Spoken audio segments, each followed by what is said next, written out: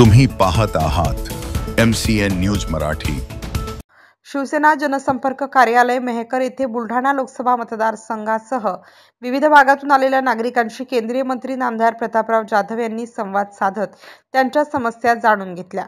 यावेळी उपस्थित नागरिकांनी त्यांना भेडसावणारे विविध प्रकारचे प्रश्न मांडले, त्यांचे प्रश्न जाणून घेतले, तसेच या प्रश्नासंदर्भात संबंधित अधिकाऱ्यांना सूचना दिल्या।